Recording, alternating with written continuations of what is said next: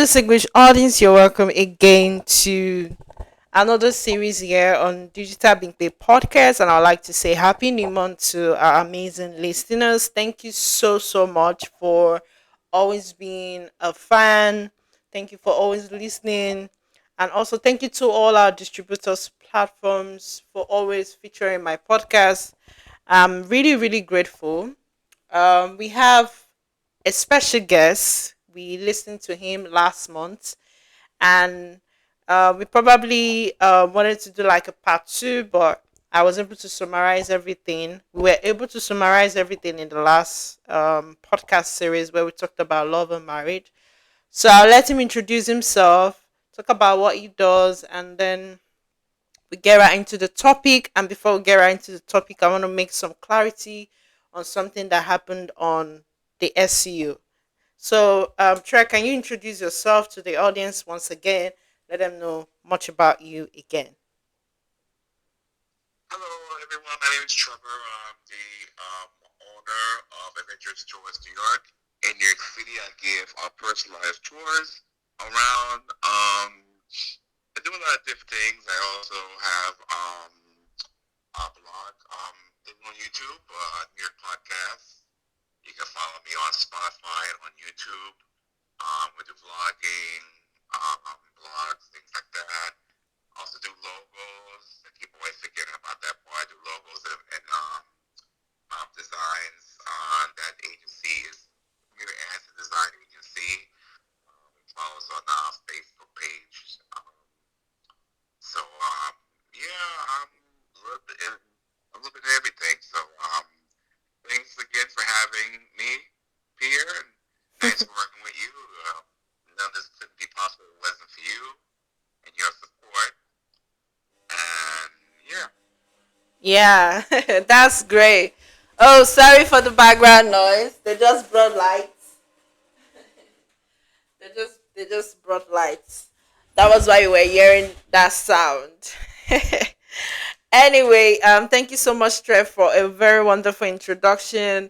Yeah, like I used to say on every series, Trey always come on the podcast. I say Trey is actually a multi-skilled, creative individual, and yes, I also manage his brand Adventure Styles NY.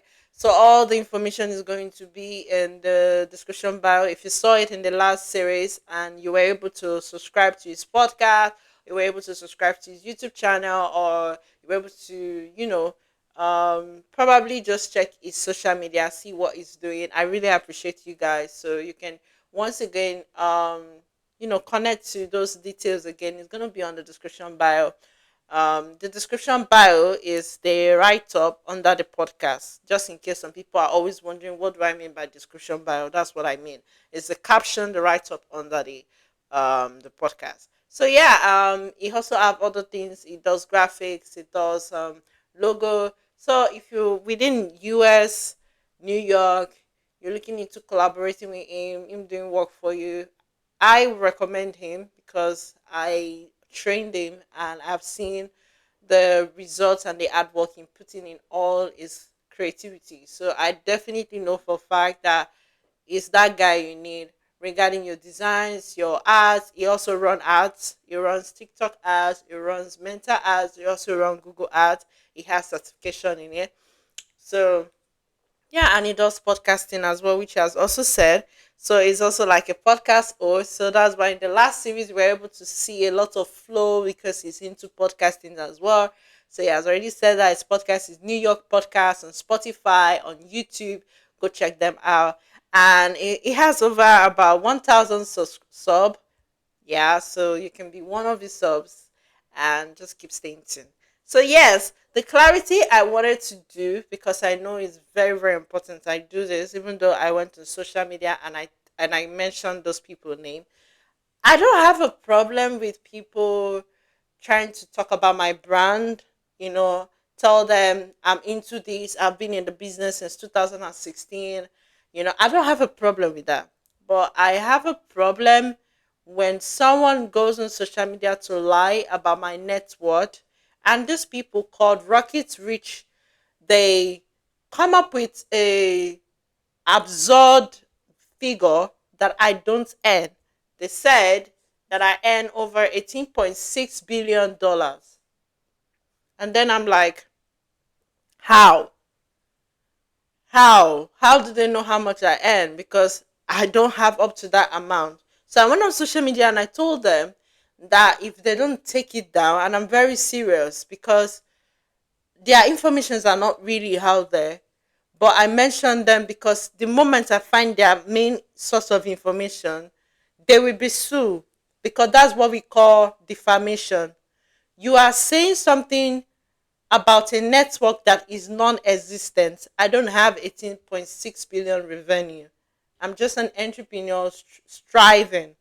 And I know a lot of people do fake it to make it as a founder, but I am not one of those founders that do fake it to make it. I'm very authentic, I'm very transparent, and I'm very honest. And I don't see any reasons why I should pretend to be who I am not. I don't see any reason why I should lie about a figure because I want to gain customers and I want people to work with me. I don't see a point where I should lie. I'm not like those other founders that lie that they make 30 million in a month or 40 million in a month. Even when I tell people about monetization, which Trey already knows, I tell them that you don't make too much money even on YouTube and website. It's like a cent, it's like $1, but you have to be consistent. It's two platforms that did this. One platform went on my YouTube channel and started telling people how much I'm earning on YouTube, and I don't earn that amount. And this other person is summarizing everything like my revenue. And this is one of the reasons I really don't like anything that has to do with popularity, because people tend to make wrong assumptions about you. And I really don't like it. So I'm trying to clarify that if you ever come across that profile, probably you're searching me on Google, or probably you search me on social media, and you see that amount of revenue, that is not my figure. The person is a liar, and that person, action will be taken on that person. If I find out who that founder is, who owns that platform, I would take action on that person. So I just want to clarify that. I don't want to talk too much on that. I just want to clarify that because I know people will be listening to it, and it's very important this clarity is being done, especially when AI wants to talk about all those things, because AI will transcribe it into words. Everything you see on podcast, AI transcribe it into words. So I think we are done with that. I don't hand that amount. I pray and I affirm I will be $1 billion generated company. Amen to that. But for now, I am still in the Austin phase. Thank you. Trey, let's get right into the conversation. Um Today we'll be talking media. We'll be talking about Hamas agreed to disarm under Trump peace plan to end the war in Gaza. So, Trey, what can you say regarding the whole situation happening in Gaza? And do you feel like your president, Donald Trump, is forming a very good peace resolution right now? Um, to be honest with you, I don't really have anything good to say about Trump, really. And I really don't feel that he is trying to, um, or not sure that he is doing any peace deal with them. I mean, I guess it's on the media who's saying he is, but I don't really see it. Hmm. Of course, there is a lot of things going on right now. There's a lot of different stuff, going on with war in Iran and Gaza is all over this. And it's really confusing, kind of hard to understand. It's like, only thing I need to say from over here, it is affecting the U.S. Use it as an excuse, as a reason to raise gas prices and oil, and a lot of the reviews shipments on the Gulf. They're not like getting oil and all those things, and it's just really making it you know um worse for everybody. And all these wars and things, kids, innocent people, because to me, I feel war is never really good for anybody. Because Mm-hmm. there's always a lot of innocent people who have nothing to do with the situation are being killed Hmm. for no reason. The hospitals are being bombed. And that's, the most important issue. And these are still people. else. We all believe the same. We all hurt. So it's not something that should be celebrated, or be extorted because we can gain from it. But it is it's just a really messy situation all the way around. Yeah. Mhm. Sorry. Mhm. And honestly speaking, I feel this war has been going on for long. Even during the time of Biden, and I think one of the reasons for me personally, if I'm observing it politically, why Biden couldn't continue in his presidential work is because he was unable to fix this war solution, and he probably didn't really have a good relationship with the other political people in those countries, like the diplomats and the presidents in those countries. And people believe that Trump has what it takes because they feel like, what's that lady who was contesting for presidency? What's her name again? Kamaris. Yes. Yes, exactly. So they feel, can she be man enough to handle war? So I think that's also another reason why they didn't want to pick her, because, like you said, war is really messy, is really bloody, innocent lives, and I've been seeing a lot of picture on X, on social media, people, coming online and saying we have not eaten, we have not drinking, they don't have a, they're homeless, they don't have a place to stay. If you have a glimpse of the picture of how their war is looking right now, and in other world, other part of the countries, people are eating well, sleeping well, and all. And I just feel that it's really so bad that we have to hear situations like this happen in Gaza, and the war between Israel and Gaza, and then we have the Ukraine, because me linking it back to President Biden was that it started off with the Ukraine war and Russia. You remember that story, and even to date they haven't still resolved it. War is still happening between them, right? But I think Trump Every has once been. in a while, you hear something comes up with Mm-hmm, them. mm-hmm. And I think Trump, because I think since Trump came into power, it reduced a bit, right? Um, because during Biden time it was a bit worse. And I remembered when the Ukraine president came to the U.S. To talk about support, and Trump was being very neutral, saying he doesn't want to support war. He wants them to just end it.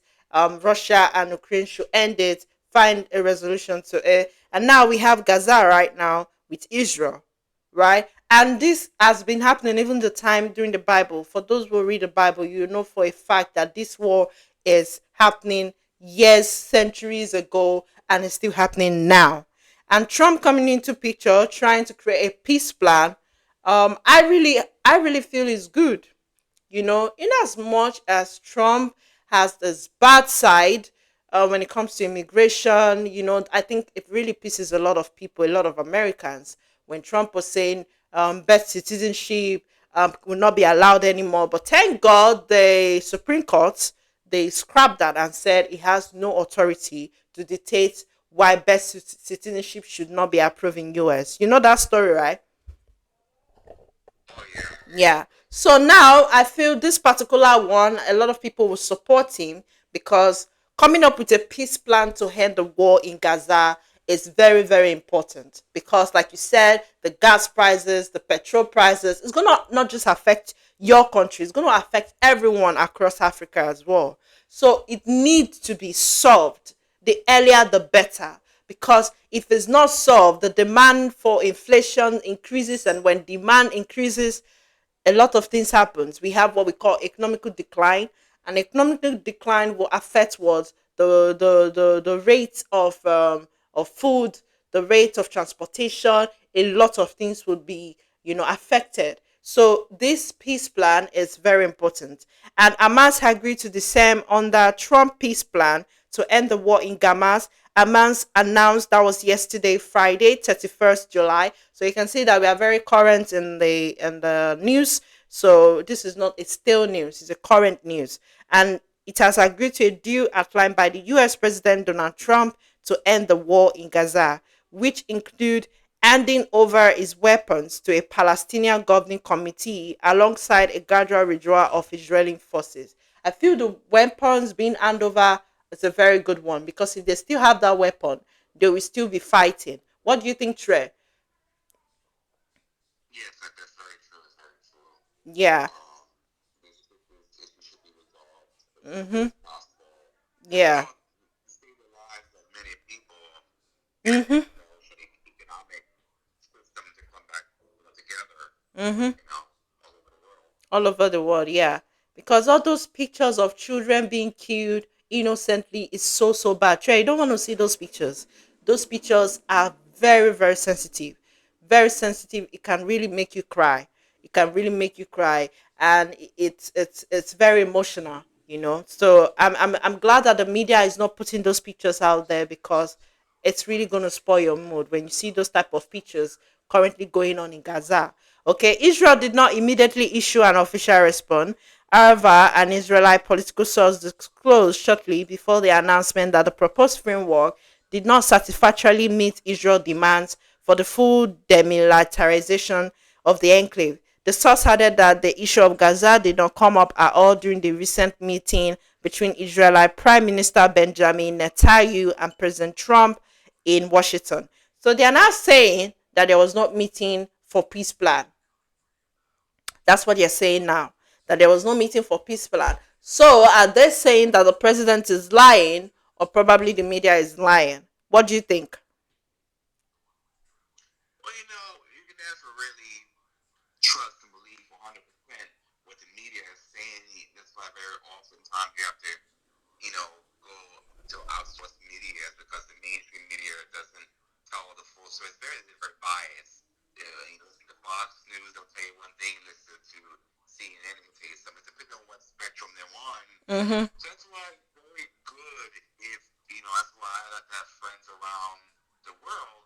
So when I hear certain things, for instance, I have a friend in Uganda, and Mm-hmm. I asked her about the Ebola situation because, they're making it seem like it's really, really bad and things like that. So I asked her about it, and she said with only a couple of people that they're trying to see if they can get them, like, I guess, quarantine us from the area, but they're fighting against it. Hmm. So, well, it's a big, big thing. If you fly there, you have to fly to certain airports to be special screening and Hmm. all these things. So Hmm. that's why it's good to have connections throughout the world Yeah. and also listen to like international news outside. That way, I'm sure it's not perfect, but it'll be better than what you're being told in your country. I'm sure say the same for you guys too. Mm-hmm. Here over there, like you will hear certain things about America from the perspective of the news source over in your country, which will probably be totally a different situation Hmm. if you look at the news over here, or Hmm. if you talk to someone over here. Mm-hmm. Yeah, you're very correct. I think the aspect of having connections to get the right information is very necessary because sometimes some news can be very distorted, can some be very inaccurate. So it's very important these news are fact checked. But I feel like along the line we will definitely know the real truth on their social media platform because the United States has a social media platform on X. So definitely, if you really want to find the real truth, whether they held the peace plan meeting, go check their X platform or even their Facebook, and you'll find out the information about it. So moving on, the surrender of weapons by Palestinian militant faction has remained a primary point of contention in implementing a long-term resolution.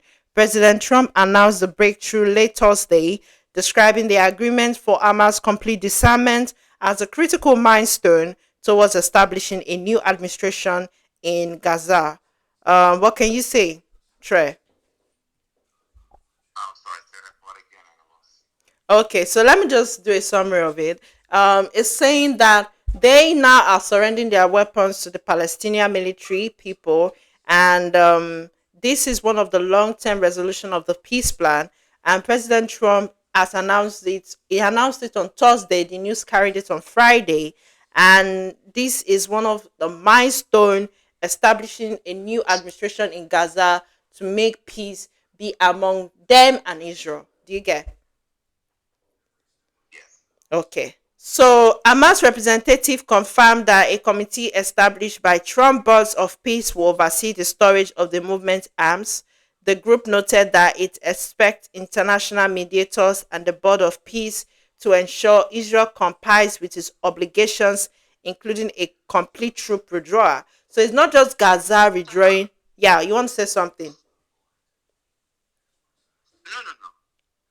So it's not just Gaza that will be withdrawing their weapons. Israel as well will be withdrawing their weapons. So it's just going to be both parties or both countries withdrawing their weapons and submitting it to the the Palestinian or the United States, basically. So Ghazi Hamad, a member of the Hamas negotiating team, stated that the movement was making concession for the sake of our people in the Gaza Strip to save them from killing and displacement. So when the war ends, it's going to stop a lot of killing, like you said. It's going to stop a lot of violence, bloody war, messy war. All of those things will stop when the peace plan has come into fruition. That's the word. Emphasizing the terms of the oversight mechanism, Hamas stated Israel will not intervene the issue of disarmament. The National Committee is the body that will undertake this task. Despite existing ceasefire protocols, sporadic violence has continued, with health officials reporting that Israeli strikes killed at least 4 people in Gaza on Thursday. So now we are coming up with a angle of the peace plan forming a resolution, but the Gaza people, the Israeli strikes with Gaza, the ceasefire killed 4 people in Gaza. So when there are still killings, I don't think there will be peace plan because they are supposed to withdraw the weapon. So what are the people that still have access to the weapon to fight one another? So that simply means that all weapons haven't been fully withdrawn. Do you understand? Yes. So do you have something you want to add? Not really. Okay, I guess just that they should disarm the weapons and to be honest about it and just exactly. bring this to completion. Because what I'm thinking is the two countries are still trying to play smart. You know, they are admitting that they are gonna withdraw their weapons, but they are not withdrawing it, and they are still killing people. So it's to me, it's like they are not ready to form a peace plan. Because if you're ready to form a peace plan, when the peace plan resolution supposed to end the war on Friday, we are hearing that on Thursday they have killed 4 people. So how will there be a peace? How would there be peace, I mean, if they are not doing the necessary things they're supposed to do? So moving on, addressing the next step, the Board of Peace confirmed on X. Like I said, if you want to get accurate information, always be on X. So they came on X and the Hamas agreed to a detailed roadmap for implementing the next phases of the Gaza ceasefire, because it's in that ceasefire that killed 4 people. So now they are coming up with another strategy, another implementation of how to prevent the ceasefire from killing more people, which is good. The roadmap envisions the National Committee for Administration of Gaza, NCAG, assuming governor's responsibility in stages. President Trump noted that following disarmament, Israeli forces will withdraw and the International Stabilization Force will work with a new Palestinian police force to take responsibility for Gaza being safe for its residents and its neighbors. Nikola Miladenov, the Board of Peace High Representative for Gaza, stressed that the agreement followed months of very difficult negotiation, adding what happens next matters even more. Implementations and verification have to be real. Withdrawal must move in lockstep with decommissioning. So the withdrawal of the weapons must move in with the commissioning. So they are still having a very difficult negotiation, but I think with the implementation they are putting regarding the peace plan, it would definitely work out. Mediators from Egypt, Qatar, Turkey, and the United States are preparing to convene in Cairo to discuss the second phase of the transition. So the peace plan is currently going on. So they'll be having people from Egypt, Qatar, Turkey, US. they convene in Cairo to discuss the next agenda. So, a diplomatic source confirmed that the plan establishes a process for the elimination of all tunnels, depots of weapons, and any weapon production facility, maintaining a strict policy of one authority, one law, one weapon. So that means they want to destroy every form of weapon production. So, in as much as they are withdrawing the weapons, they're disarming the weapons, they want to also destroy any facility that will be producing these weapons, because if they don't do that, it will still create more war. Do you understand, Trey? Okay. So do you have something you want to say, because we're almost wrapping up the podcast? We can continue.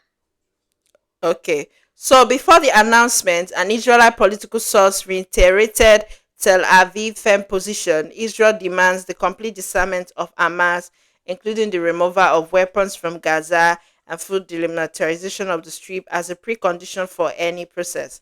So we have come to the end of this news. So in summary, they are going to disarm their weapon, they are going to withdraw, and they're going to have the next phase in Cairo, Egypt, Qatar, Turkey, US. Everyone is going to come together and discuss how they are going to destroy the weapon production facility, how they're going to get all the weapons from the Palestinian military government, gather everything and destroy everything once and for all, and let Israel and Gaza have peace among themselves. So, do you have any contribution you want to say, Trey, before we wrap up the podcast? Just hope that, like I said before, Renee, that I hope a peaceful resolution comes between the two countries, and they need to stop the bloodshed of innocent people, men and children, and Yeah, just urge you, like, what if this was going on in your home city? How would you feel? exactly. Yeah. I know I would be really scared. Like, Mhm. people are dying. This is Mhm. what happens in war all the time. Mhm. Because if nothing good comes out of war, Mhm. you know, Yeah. that's You what it know, is. So, I agree with you, because as someone who is a historian who has read a lot of African and the wider world history, um, and Nigeria history, I realized that war is really, really brutal. And just like you said, imagine if it's in your own city during the time of, our, should we call them our, you know, ancestors. Yeah, I think our ancestors, people who had been in that era of that time when war happened, and probably we were not living in that time. They really had the opportunity to write down their stories and talk about the brutality of the war. And I also remember during those times of when I was reading international history that happened between Germany and US, and how US was able to establish peace, how they were able to conquer Adolf Hitler, even though nobody has seen Adolf Hitler to date. And also, we need to talk about the China and the Japan war. War is really, really brutal. And sincerely speaking, I would just say this, that if there's anyone who has ever had someone, maybe relative or somebody close, who has seen war happen, and you just ask them, how did you feel? Were you traumatized? Because there's no way you will not go through trauma. You would definitely need a mental health checkup, because you see people being bumped, right? You see people being shot at, and you hear noises and screams of people, everybody moving left, right, south, north, east, trying to find where they can, hide without being caught. So please, I urge President Donald Trump to form a great establishment on the peace plan. And thank you to every of our listeners. I know this is not as interactive as the last one. This is a very political podcast, and it seems a little bit serious and no form of humor. But that is what this podcast is all about for this month. So thank you for listening, and let us know what you think. You can send us a comment. We will appreciate that on any of my social media platform. Like, someone commented on the loved one, and I responded back. So you can, send me a comment, tag me, and yeah.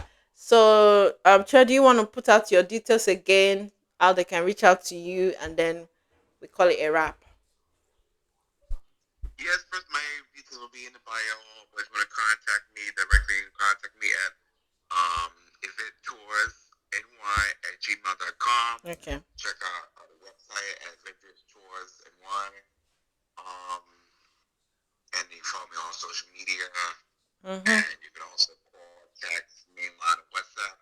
Mm-hmm. 631-805-9463. Mm-hmm. Services are offered mostly on weekends and holidays. Mm-hmm. If you have a special occasions that you want to do, either a special tour, you contact us and we'll try our best to work out for you so it meet your needs. Yeah. Yeah, that's pretty much it. Okay. So it's not just that we're talking about war, but also if you want to work with Trey, you want to explore New York, you want him to do your designs, your videos, your ads. I also do that as well, but that does not mean I can't recommend him. So yeah, all his details will be in the bio. So kindly please support, kindly subscribe, kindly call him, kindly WhatsApp him, email him, and we'll see you in another next month series podcast. Next month we'll be having another guest.